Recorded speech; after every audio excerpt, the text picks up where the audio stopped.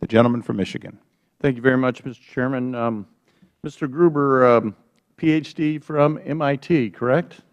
No, my Ph.D. is from Harvard University. Okay, Harvard, another prestigious school as well, and you teach at MIT. Yes, I do. Very prestigious school. Myself, I graduated from a small college. My dad was a factory worker. I had to work my way through college, but I understand it's very prestigious, and congratulations. But I want to go back. Earlier, there was some people on the, you as well as members of Congress, stating that this was very transparent, this bill.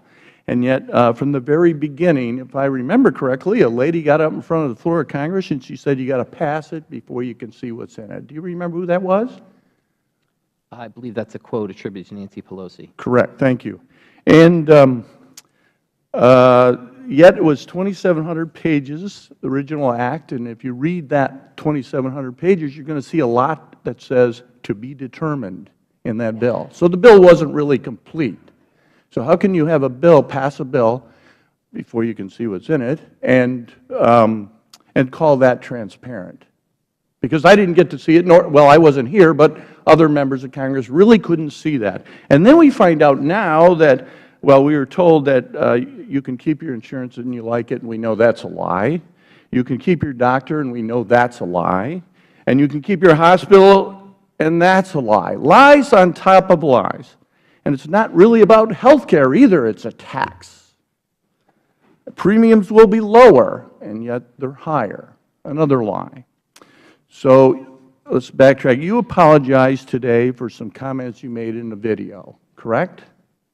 Yes. Okay. And it says several times here you said you apologize for insulting others to make yourself look smarter or better than others. Or that's paraphrasing, but that's pretty much what you said. Is that correct? Do you want to repeat what you actually said? Go ahead. No, what you said is a good paraphrase. Pretty good. So let's be clear. You did not apologize for helping the administration deceive the American people on this Health Care Act or for telling America the truth in your video comments about how it was a fraud upon the American people. Is that correct, sir?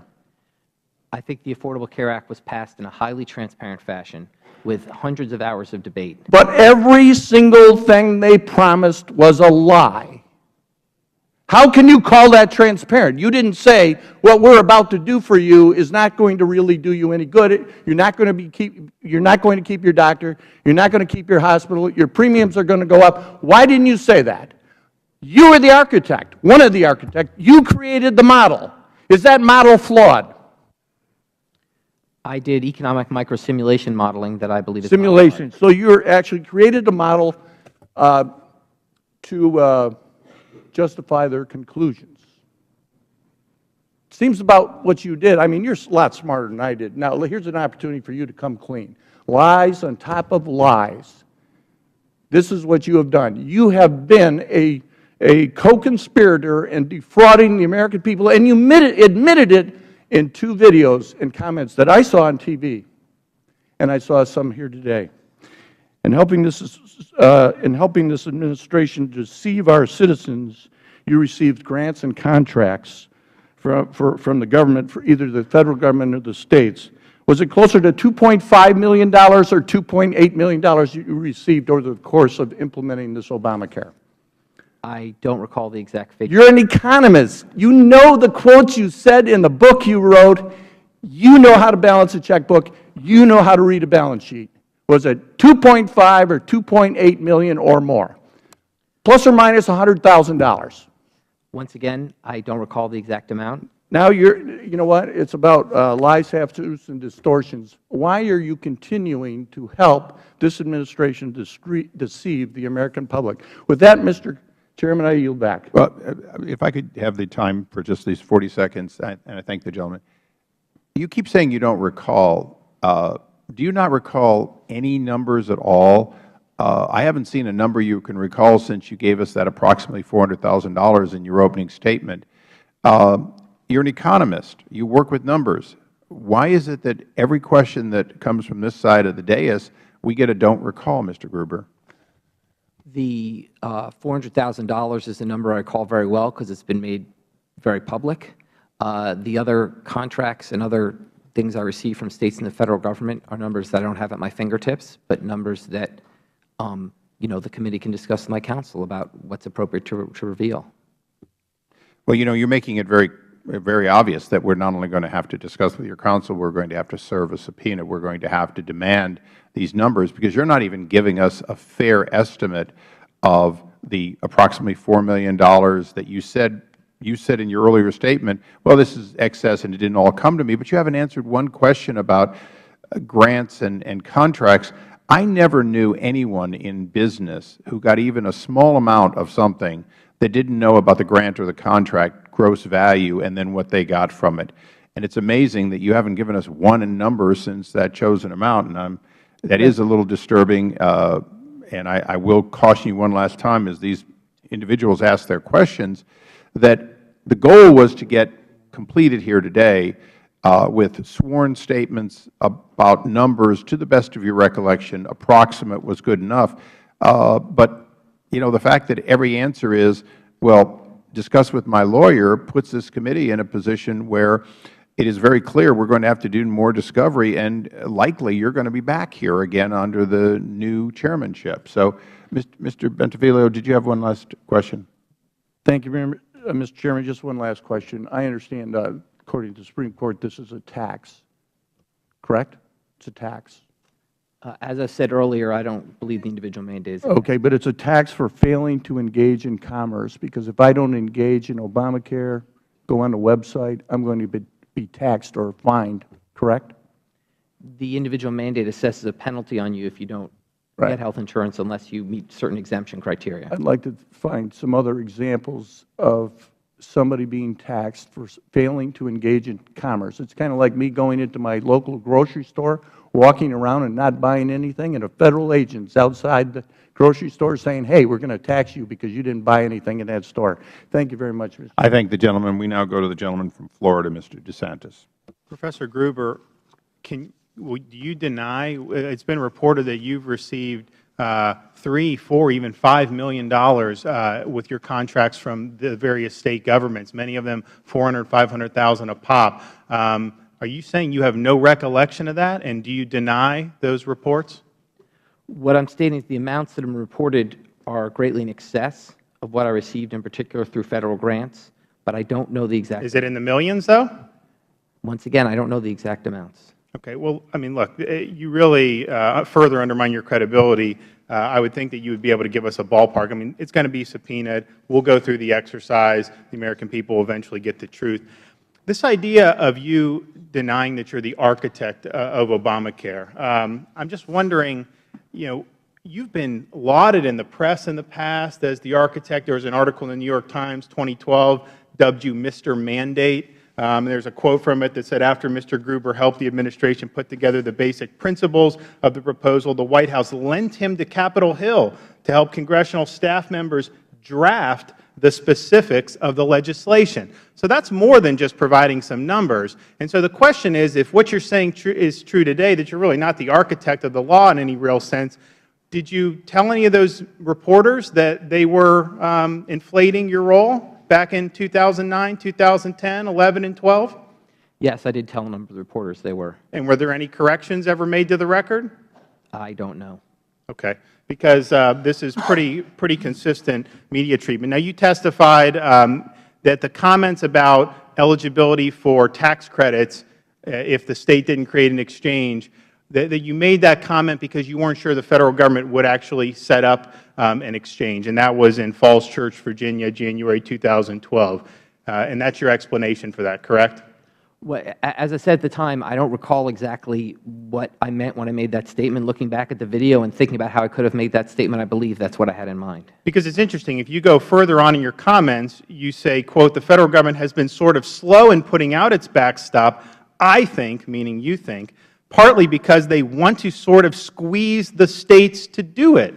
So that's the comment that you made. And so even under that construction, you're saying that the Federal Government is deliberately slowing the creation of the exchange so that more states will do it. Ergo, there must be a consequence for the states if they do not do that. So I don't think your explanation here today really resolves that. I think you still have made comments from your perspective in terms of what you want to do politically are still problematic. With some of the other comments you were making with this lack of transparency, I just want to be clear. What you were trying to say, I think, is that the bill is convoluted. You agree it's a very confusing statute, correct? It's a very complicated piece of legislation. And the reason why it had to be written that way is if you were straightforward about imposing costs on one Americans and then giving benefits to other Americans, that would have run into political difficulty. And so the costs are still being shifted to other Americans, but they're being shifted under Obamacare indirectly in a way that essentially masks what's happening. Is that basically the deal? That's a very broad statement. I generally don't agree with what you just said. So you don't believe that Obamacare's convoluted nature serves to mask the true cost to individual policyholders? No, I do not. So when people are paying more for their premiums, and you did a report to Wisconsin in 2011, and you estimated, even though you had said in 2009 that premiums would go down across the board under Obamacare, your report to Wisconsin in 2011 said actually individual market premiums will go up on average 30% relative to what they would have been had Obamacare not been passed. The report I did for Congress was interpreting CBO numbers, not my own, which discussed the fact that premiums would rise. But the report to the State of Wisconsin said that they were going to rise, correct? After tax credits, they fell on average. That's my report showed in Wisconsin. You said the average premium. Most Americans don't get tax credits, though. So the average premium increase in Wisconsin, correct? That was referring to the individual market in which most Wisconsinites will get tax credits. But many of them won't. So thank you. I yield back. Thank you. We now go to Mr. Collins for his round of questioning. Thank you, Mr. Chairman. I appreciate the time and the opportunity to be here. Mr. Gruber, words cannot express today. Basically, I frankly didn't think it could get worse. Congratulations, you got worse. Coming in here with the attitude that you've had, and I'll talk to my attorney about money I've earned. Did you actually file a tax return last year? That you would actually have to qualify your income? Frankly, I and the American people, I am good to know one thing, that by implication, voters who did not like the Obamacare plan did not vote for it, or probably not the stupid ones. And so my district, which voted against the President almost 80%, is full of what you would consider non-stupid people. I'm done with you. Ms. Tavener, got a couple of questions. And I'm going to go fairly quickly here. Let's run through these. How much money was paid to insurers under the Affordable Care Act program known as the Cost Sharing Reduction Program in fiscal year 2014? I don't have that information. Were you not briefed? On the cost sharing payment? How much money was paid in 2014? I have not been briefed on that, no. You do not have reports that could get you that information. I can get you that information. Are you in charge of this program? I am in charge of this program. And you do not know how much is paid out? I do not have that with me today. Do you have someone that can find that information while they're handing you notes from behind? It is amazing to me you run a program that is this large that you can't answer questions. You and Mr. Gruber don't need to sit beside each other because it is wearing off. Number two, how much money is paid to insurers under the cost sharing reduction program in fiscal year 2015 to date? I don't have that information. Are you not briefed with this? Do you not get a spreadsheet? A monthly spreadsheet? I will be glad to get you that information. Not my question. Answer my question. Do you get a briefing on this? Do I get a briefing on Do you the get a question? briefing that resembles something of this effect where they're actually asking for it on a regular basis? I do get briefed. Okay. Do you listen during I those try briefings? to listen. I have a lot of information to listen to, So do try I. to listen. So do I. But when you're also subpoenaed, brought here to a I was hearing, not subpoenaed. you come in voluntarily. Thank you for that. Thank you. But the problem we have here is there seems to be, when we get here, we only want to answer the questions we want to answer, not questions that are part of your regular job. Let's continue on. The Wall Street Journal recently reported that insurers participating in the 2015 ACA exchanges insisted that their contracts contain a clause permitting termination of contracts if the cost-sharing reduction payments or refundable tax credit payments ceased. Number one, is this report accurate? There is information in the contract, and I'll be glad to get you that. So that would be yes? I believe I said yes. No, you didn't. Who negotiated these contracts with the insurers? I didn't hear your mic on. It's done by staff and attorneys within CMS. Do you approve those? I do not approve individual contracts, no. Will you provide for this committee the names of those who negotiated these contracts with the attorneys? I would be glad to get you information. No, and I'm going to just ask the question, not to honestly to be funny here, but I do. But given the glacier pace of response on other things, and also the fact that when you testify before Energy and Commerce, they're still waiting for numbers from you. Do we need to go ahead and subpoena this information now? I believe I've gotten you information as you requested it. I've never requested information from you, Ms. Tavener. This I'm committee. listening at your history. This committee. So let me ask the question point blank. Will you get it in a timely manner, not glacial pace, not biblical, within the next few days? I will get you the information as soon as I can. Do I need to subpoena them? You have not needed to subpoena me in the past. We just have to wait forever. When were these contracts negotiated? These contracts were negotiated over the summer, and I'll have to get you the specific dates. Okay, please include that in your information. Did every insurer participating in the 2015 ACA exchanges receive such a clause in their contract? I believe the contracts were consistent, but I'll get you that information. Okay. Will you provide a copy of all these contracts?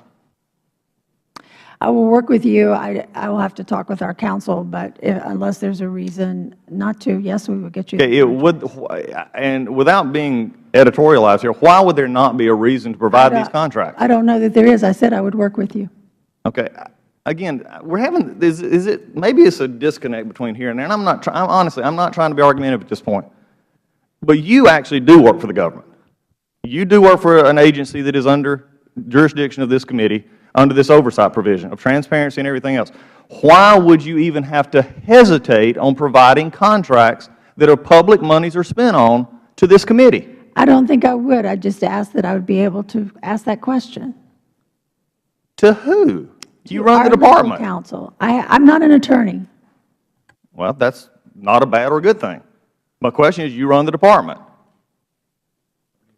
I run CMS, yes. Yes. How many attorneys do you have working for you, besides the ones that came with you?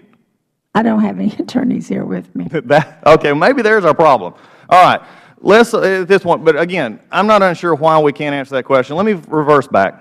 We know when we've determined that you do get briefings on insurers asking for federal government to pay for them under cost sharing reduction. CMS asks insurers to submit on a monthly basis pre-populated Excel spreadsheets that contain this information, correct? That is correct. Thank you. The amount of insurers asked the federal government to pay them under cost sharing reduction is an individual line item on the spreadsheets. Is that correct? I believe that is correct. Thank you. Wait, I had one question here. There is an issue here, and I want to go back to a question. It says, I want to know who made the decision not to request appropriations for cost sharing reduction program for fiscal year 2015.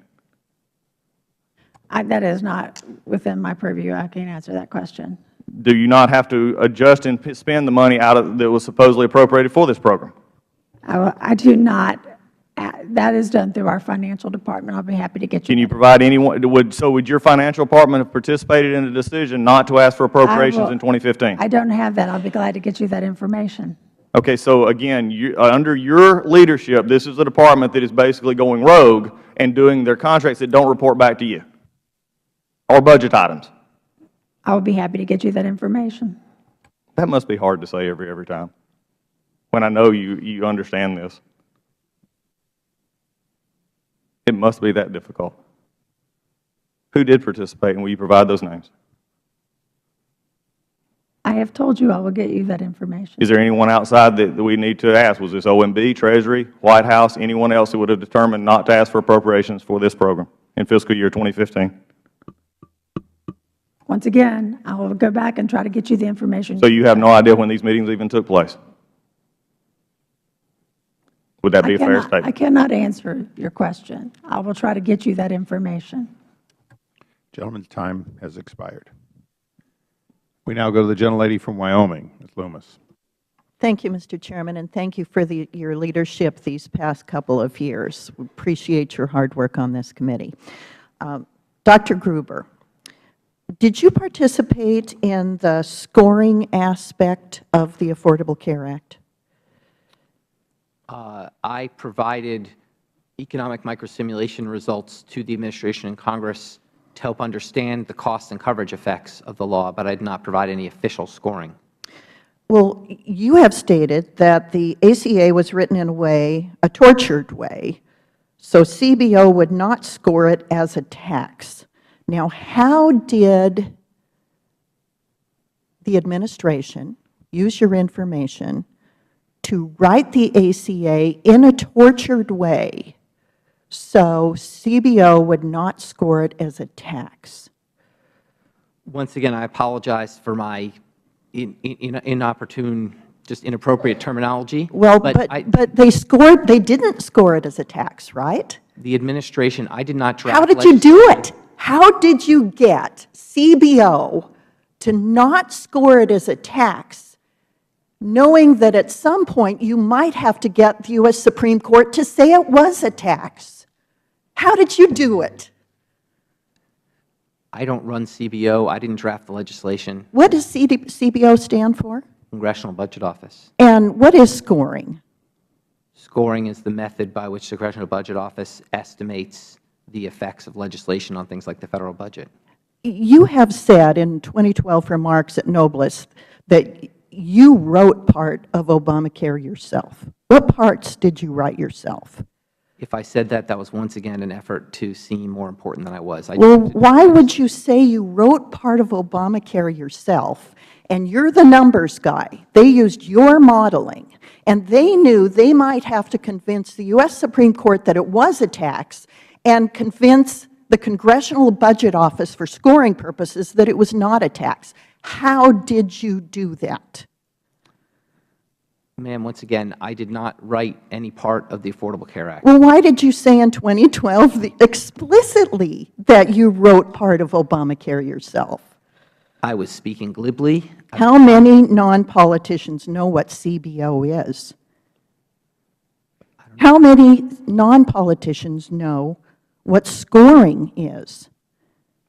How many non-politicians would know that you have to get by CBO scoring in order to get the Affordable Care Act to say that it's going to lower costs?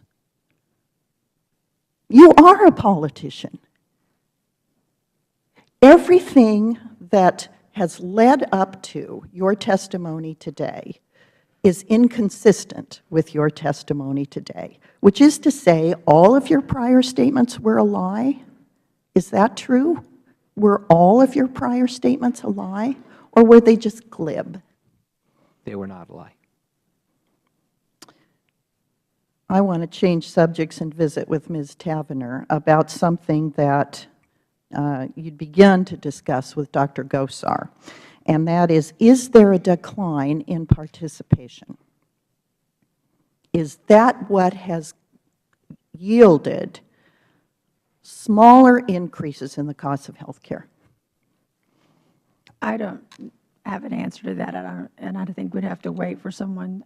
It's too early to know. Is there a way to analyze the information to get that fact, to determine it? I think if you look at the Medicare trustees report, if you look at the national health expenditure, it will show you trends.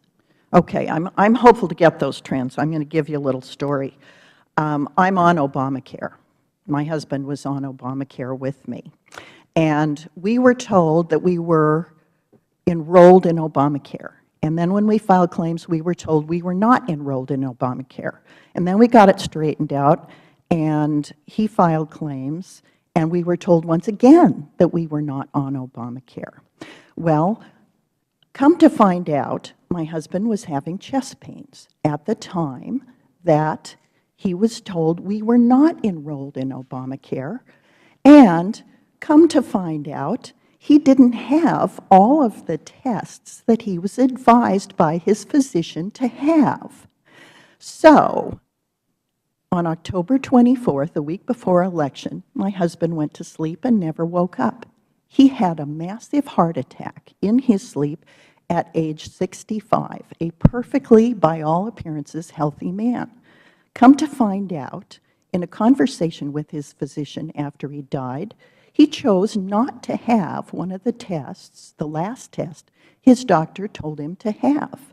This happened to coincide with the time that we were told that we were not covered by Obamacare. I'm not telling you that my husband died because of Obamacare. He died because he had a massive heart attack in his sleep. But I am telling you that during the course of time that he was having tests by a physician and was told we were not covered by Obamacare, that he then decided not to have the last test the doctor asked him to have. Let me suggest that there may be a decline in participation and that it may not be to the benefit of the American people.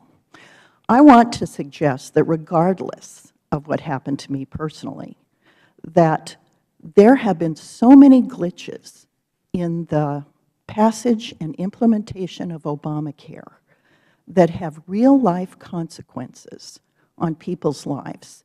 And the so-called glibness that has been referenced today have direct consequences for real American people.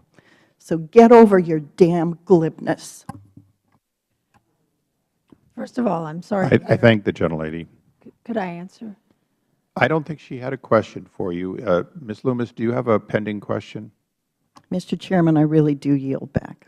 The gentlelady yields back. We go to Dr. Desjardins of Tennessee. Thank you, Mr. Chairman. Mr. Gruber, I wanted to talk to you a little bit in my time here today about your understanding of the state and federal exchange premium assistances. We've talked about that today, and you've referenced it several times.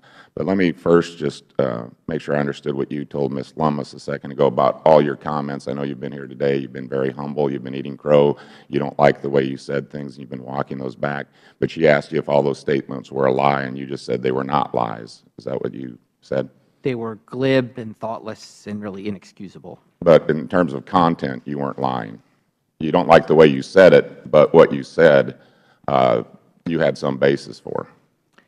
The comments that I made were just my conjecturing outside my area of expertise. Well, Mr. Gowdy talked about that, and you did that an awful lot. I don't think you were necessarily out of your area of expertise. In fact, I think you nailed most of what you said. Just politically, maybe you weren't being a good politician. You weren't good in the way you said them. But I just, for one, applaud you for coming forth with those statements and telling people that, you know, this was a difficult law to pass, wasn't it, when you were up here advising people, trying to get the health care law passed. It was a difficult sell, wasn't it? It was a very challenging political fight. I mean, one, because the American people were very afraid of a government takeover of health care. They didn't want socialized medicine. But now some people did want that. They wanted a single-payer system, didn't they? I believe some Americans do support a single-payer system. Okay. But optically, that was tough for a lot of people up here to sell to the American people, because people were opposed to the health care law, and that's why there was not a single Republican vote. In fact, they really had to wrangle a lot of Democrats to get their vote. There was all kinds of deals that basically put a lot of Democrats out of office. But, I mean, that's beside the point. What I want to get to was your understanding of the state and federal exchanges, because when they started talking federal exchanges, that sounded to the people a lot like a federal takeover of health care. So state-run exchanges was a lot more palatable. It was a lot better optically. So that's what was pushed, and in fact, that's what was written in the law, wasn't it, that the states would set up exchanges and they would offer premium subsidies? I don't have the exact wording of the law in front of me, but I believe the law said, as was referenced earlier, that the state should set up exchanges, and if not, there would be a federal backstop. Okay, so realize then that a federal backstop was always in play. I mean, the states had the option, but if not, the feds had to set up an exchange. That's the way the law was written. Okay, so your comment on January 12th of 2012, you said, if you're a state and you don't set up an exchange, that means your citizens don't get their tax credits. Once again, that was my trying to be glib and trying to summarize a subtle point. Why were you being glib? I mean, you were concerned about the federal exchanges. Why? I was concerned about the federal exchanges because it was a very complicated task to get them set up, and we weren't sure who would be president when the time came to stand them up. Okay, so who wouldn't be president? So it was political. It was a tough sell once again. People didn't want it, but there was a lot of smoke and mirrors, and there was a lack of transparency. And you said that in one of your glib statements, even though it was very accurate. But in your opening statement today, you said that the point you were trying to make about the possibility of the federal government was whether, whatever reason, they might not set up a federal exchange. Well, you just said that they had to set up a federal exchange. You just testified to that, right? The law said that there should be Federal backstop. Okay, but it didn't say that the Federal exchanges would subsidize people in those states, and that's why you made the comment in 2012, correct? It is a very clear reading of the law that tax credits should be available to citizens in all states, regardless of who runs the exchanges. Now, it's not clear. That's why there's a Supreme Court case. It's not clear at all. That's why we're going to hear this. But you knew in January of 2012 that there was a concern. The President knew there was a concern because he assumed the states were going to set up exchanges. He put enough incentives in there. He thought they would fall in line, and they would have that nice optic of not having a Federal takeover of health care, but rather state-run exchanges. Well, only 16 did. And then there was a problem. So that's why you were concerned in 2012, correct? My comments in 2012, as I said, were my effort to try to seem like I knew more than You belittle yourself. You know a lot. You were the guy they turned to do this. I mean, you were the one that they were going to get advice. You ran the models. You had all these models for state and Federal exchanges. Did you not have a model in the event that this happened? What's happening now, 16 states and the rest are Federal. Was there not a model that showed financially that was unworkable? I am an expert within economics and microsimulation modeling. In the microsimulation modeling I did, I assumed tax credits would be available in all states. And so you knew that, but they didn't write that in the law. But who did? It wasn't Congress. 4 months after you made your comment in 2012, apparently the IRS listens to you because they did an end around Congress, and they rewrote and promulgated a rule to say that Federal exchanges also had to offer subsidies, and that's why you were concerned in January. The IRS listened to you. They came through, took an eraser to the bill, and tried to change it for Congress because they knew we wouldn't change it for them. Is there a question? Well, you can comment on that. Am I wrong? I can't conjecture why the IRS did what You it did. conjectured in 2012, you conjectured in your opening statement that you always assumed that, but you ran models, and apparently the legislators didn't listen to those models because in a hurry they passed this bill to try to sell it to the people as state-run exchanges, but they didn't have language saying the Federal exchanges would subsidize the tax or subsidize the people. As I said, I think a clear reading of the law makes it clear that tax subsidies should be available to citizens in all states, regardless. Well, again, that's why we're in the Supreme Court. That's why it's going to the Supreme Court, because it wasn't clear. Ms. Tavenner, real quickly, if I may, do you know, you're the numbers person. You said there were 6.7 million people that signed up for the Obamacare. Is that right? 6.7 million people as of October 15th had paid their premiums. And I don't know, I'm hoping you know this, and you may or may not have it with you. You may have to get it to me. But if you do, please tell me, how many of these people who signed up are Federal workers? Are Federal workers? Yeah, people who are already on Federal health care, and then they switched over to Obamacare like Ms. Lummis just did. Well, I don't know that number, but I would assume the only individuals would be the members of Congress who were like her husband in the Well, D.C. there's staff and there's Federal employees Right. all over this country, 2 to 4 million Federal employees. How many of those signed up for Obamacare? I don't know. I'd be glad to try Okay, to I'd like to figure know that that out. because I'm just wondering out of the 6.7, how many actually helped the private citizens of this country, and how many of those are actually just Federal workers that shifted over to the health care exchange? I think that those numbers may be available in the D.C. exchange. I'll see if I can get you that. Thank you, Ms. Tavenner, and thank all the witnesses. I thank the gentleman. We now go to the gentleman from South Carolina, Mr. Rice. Thank you, Mr. Chairman, and thank you for allowing me to speak in as a guest today. This has been a truly fascinating hearing. Professor Gruber, when you spoke in your videos, which I've watched with great interest, you said that that the administration used a lack of transparency to its advantage in getting the Affordable Care Act passed. But I think you spoke with a great understatement. It's more and more clear the more we speak here today that it's actually the Affordable Care Act was passed as a pack of lies on a foundation of deception, and it continues here today. Going back to what Dr. DesJarlais was just asking about your assessment in 2012 that if a state didn't set up an exchange, that its citizens would pay the tax and benefit the citizens of other states. And now you say that's incorrect. What I said, as I said, what I said in January 2012 was that if a Federal exchange was not established, and only in that circumstance, then states that did not. No, you didn't say that in January of 2012. You're saying that today. What you said in January of 2012 was that if the states recognizing their citizens would pay the tax but not get the benefit, that would be a sufficient economic incentive for them to set up the exchange. That's what you said in 2012. You didn't say anything about a Federal exchange. As I've said, I was conjecturing areas beyond my expertise, trying to seem smarter than I was, and I just shouldn't have done that. When you say conjecture, and you mean lie, is that what you mean? No, I mean conjecture. So you were telling the truth back then in 2012. I was conjecturing. All right. You also said in 2012 that the taxes under the Affordable Care Act were put on the insurance companies and not on individuals, knowing full well that the insurance companies would pass them on down to individuals as additional premium, and that was disguised tax. Do you still believe that? I do believe, as many economists do, that in a competitive insurance market, if you levy a tax on an insurer, it will be largely passed forward to premiums to their consumers. Okay, and it was a way of hiding the tax on the individual. That's the way you described it in 2012. You still believe that? Once again, that was me conjecturing about political areas that I shouldn't have. What I believe is the economics that I just stated to you. You also said that if the people had known, if the taxpayers, the stupid American taxpayers, had recognized that we were shifting costs from healthy people to unhealthy people, you said that the law wouldn't have passed. Do you still believe that? That was, once again, my trying to pretend I'm something I'm not, which is a political expert. Okay, so are you saying that was a lie then, or is it a lie today? It was a conjecture and my trying to be something I'm not. All right, then you said that the Affordable Care Act was written in a tortured way to avoid the mandates being scored by CBO as a tax, because you knew if it was scored as a tax, it wouldn't pass. Did you still believe that today?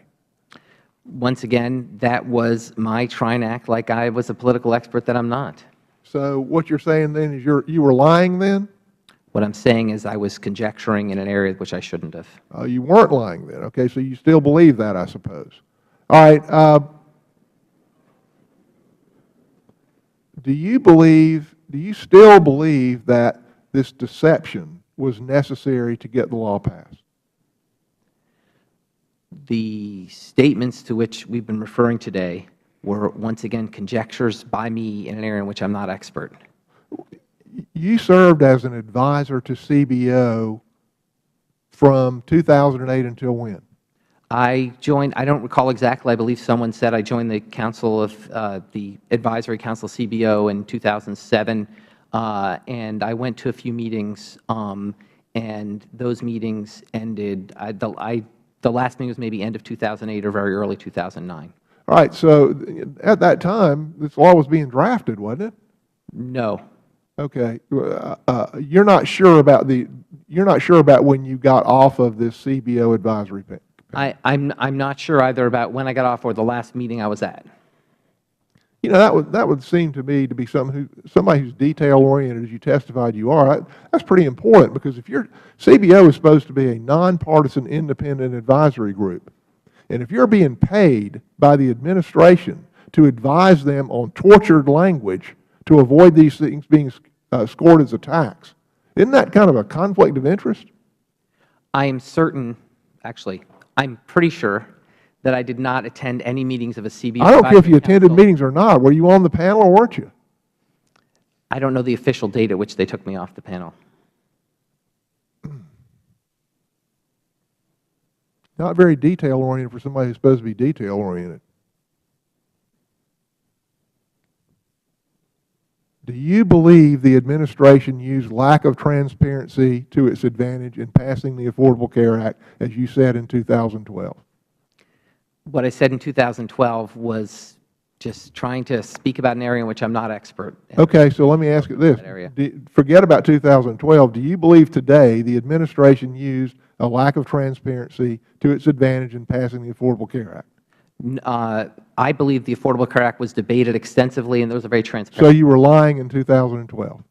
In 2012, I was conjecturing about political things. Well, that was what you said just now is in direct opposition to exactly what you said in 2012. So it was a lie today or was a lie in 2012. Which one's a lie? I believe that the Affordable Care Act was passed in a transparent. So you were lying in 2012 is what you're saying? In 2012, I was trying to play amateur politician, and I shouldn't have done that. I thank the gentleman I gather the gentleman's really saying amateur politician, in which, as a politician, you're allowed to say things that just aren't true out on the stump, and then when you're under oath, you say the truth, right? Yes, sir. I gather. I thank the gentleman for your participation. Thank you very much. Appreciate it. I'm going to try to get this done so we can recess. We have a vote on the floor. But Ms. Tavner, can we get the cost-sharing reduction payment figures requested by Mr. Collins in the next 10 days? This is fiscal year 14 plus 15 payments to insurers. Could we be assured that we'll have it in the next 10 days? So it would have the 14 payments. Right, FY14. Yes. Yes, good. Can we get copies of the revised insurer contracts with which include the opt-out clause within the next 10 days? Yes. Thank you. Has any insurer participating in the 2015 Affordable Care Act exchanges expressed any concern at any time to anyone to your knowledge in the executive branch of the Federal Government regarding the lack of an appropriation of funds to make cost-sharing reduction payments to insurers? Not to me. And I'm not aware of anyone else, but definitely not to me. Okay, but you know of no question from any insurers? You haven't heard through staff or About hearsay? cost-sharing reductions, no. Okay. Mr. Gruber, I'll be quick. You were familiar with CBO. You sat on the advisory board, and you made this comment about tortured scoring. I know the tortured scoring, so let's go through it very quickly. Isn't it true that the Affordable Care Act received revenue in years in which it was paying nothing out, which allowed in the 10-year window for it to have revenue that on a long-term basis would not fail to have a deficit? In other words, by collecting a tax before they began paying out, that shifting in the 10-year window causes the 10-year window to show a balance that disappeared later, but a balance that in the next 10-year window would not exist. Isn't that true? The Affordable Care Act did have revenue-raising provisions which started before 2014, but it lowered the deficit overall in the first decade and by an increasing amount. Yeah, we're not worried about the deficit, but that's the tortured stuff you were talking about, is that because they were able to not score certain things as expenditures, make certain assumptions in there, and most importantly, collect revenue, which was during a period in which they were paying nothing out, that gave them a score of revenue that, in fact, on an ongoing basis, in other words, if they started on the day that the Affordable Care Act began providing services and took only the revenue during that period, they would have had a deficit. Isn't that true? If they started the day the Affordable Care Act began and they went for the next decade, they would have showed a massive surplus. You're saying that, in fact, are you sure you want to say that as not your knowledge, that in fact, today, for example, with the payout and the in, you want to say that the incremental Medicaid payments and so on that were caused as a result of the Affordable Care Act would, in fact, have had a surplus, not a deficit in revenue? My recollection of the numbers, and I haven't looked at them in a while, my recollection of the numbers was that by the end of the decade, that on a year-to-year basis, the Affordable Care Act significantly lowered the deficit, such that if you add up to 10 years after 2014, I believe that if you go by CBO's numbers, that would have been deficit reduced. You are aware that CBO has revised their numbers and they now show a deficit in the Affordable Care Act, and have since really shortly after the parties changed here in the House and they redid their numbers. Ms. Tavner, are you aware that they show a deficit, that CBO has revised their numbers? They no longer stand behind the numbers during passage? I'm not aware. I sure wish you had been aware of it. Mr. Cummings. You had not heard that? I hadn't heard it either. I don't think so. But we'll check on that. Just as I close, let me just say this. One of the things that I think about and talk about the older I get is that we have a limited amount of time to be in these offices. And I'm so sorry, Mr. Gruber, that you said what you said. You can call it conjecture, whatever. And I'm so sorry that the mistake was made. And I do believe it was a mistake. But what it does is distracts. It distracts from all the good things that are being done with regard to this law. And that is the most painful part of all of this. I talked to a lady the other day who had to wait for the Affordable Care Act to go into effect to get breast cancer treatment. I mean, I can just story after story after story. And now we've got to spend all this time dealing with something, Mr. Gruber, that you were conjecturing about. I just told my staff, I said, we ought to learn from this. You got to watch what you say. Watch what you say, because it can lead to significant consequences. And I was so sorry to hear about Ms. Loomis's husband. And I knew you wanted to say something. I was just curious. What did you want to say, Ms. Chavner?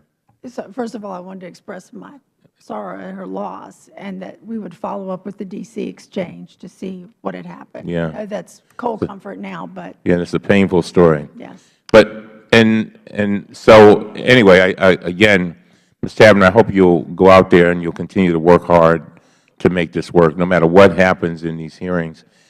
We've got to protect people's health. We've got to try to keep people well and help families stay strong, because I think that when we have an unhealthy population, we have an unhealthy country. And, Mr. Gruber, you call it amateur politics, whatever you want to call it. Like I said, I think the most painful thing, and I always try to keep sight of the big picture. My mother has a saying. She said, big can't get you if small's got you. And I think sometimes we can get so caught up in distracting things that we don't deal with the bigger picture, the life and death situations. And so, but thank you all once for your testimony. I'm going to close the hearing. Mr. Goldman, thank you for your participation. Thank you. Yeah, thank you for your participation. I suspect that this is an unusual event for you, and you carried yourself off well, even though there weren't as many questions. Perhaps if you'll post a few videos, you will get an opportunity. Mr. Gruber, I think you saw here that on both sides of the aisle, at least a number of members don't buy that you were saying one thing there that you didn't believe. I think most of us believe you believed a lot of what you said. And in the case of the tortured accounting that CBO used with 10 years' worth of revenue and a fraction, only about 6 years' worth of payout, it was tortured. It is tortured. And the American people in the long run are going to realize there's no free lunch. And paying 100% and then later 90% of Medicaid payments as the major part of the new insured under Obamacare has a cost, and has a cost to the taxpayers. And the taxpayers are who we represent from this side of the dais. Ms. Chavner, the only reason you're back here today is that you came with figures that were deceptive, needlessly deceptive. We can take bad news here. We've overseen a lot of agencies, problems at the Department of Transportation, problems at the Secret Service and others. Mr. Cummings and I have been able to work without endlessly bringing people back when there's open and transparent delivering of information. Now, you made some specific promises of delivering information today. I trust that you will keep those. I will tell you that no matter who sits in this chair, and I've sat here under 5 chairmen, or 4 chairmen, and I can tell you Mr. Waxman would have been just as animated as we are here today, that give us the bad news, give us what you have, even give us bad information. In the early days of the stimulus package, we were told there were congressional districts in numbers greater than existed. And we laughed a little bit and we had hearings, but at the end of the day, working with Earl Devaney and other people, we accepted that they were giving us the best information, and when we saw mistakes, they corrected them. You have that opportunity. I won't be in this dais next Congress, but somebody else will. And when they call you back, tell us what you don't know early on, not when we ask for facts later on, and that will be helpful. I've said all along that the problem in this administration is that they didn't live up to their promise of being the most transparent administration in history. The standard, the bar was low. All administrations have a tendency to deliver good news in press conferences and bad news at the latest possible date. So I want to thank my ranking member. He said earlier that I made him better. Well, I will tell you, Mr. Cummings has worked very hard to make me have to be better in trying to get to the truth. And I've learned a great deal. and I will just say one thing in closing to my friend. I would do things differently with what I now know, but I would hope that anyone who sits in this chair would never do less than I have done, because it is our watch, it is our time, and I think you and I have worked hard to try to make sure this committee did as much as it could, and my only regret is that we couldn't do more. So I want to thank you. Thank you. We stand adjourned.